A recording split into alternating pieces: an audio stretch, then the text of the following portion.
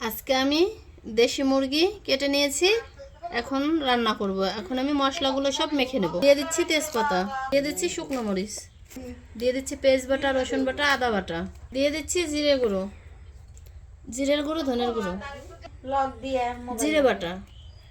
এখন দিয়ে দিচ্ছি স্বাদ মতো লবণ, দিয়ে দিচ্ছি হলুদ গুঁড়ো, দিয়ে দিচ্ছি কাঁচামরিচ, দিচ্ছি শুকনো মরিচের বাটা, শুকনো মরিচ দিয়ে দিচ্ছি, শুকনো মরিচের গুঁড়ো, দিচ্ছি সর্ষের তেল।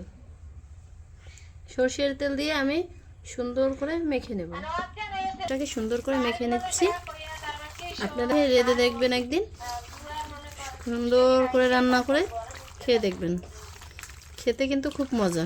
আপনারা একদিন রান্না করে খেয়ে দেখবেন। আমার মাংসটা আমার সুন্দর করে মাখানো হয়ে গেছে। এখন আমি দিয়ে দিচ্ছি একটুখানি জল।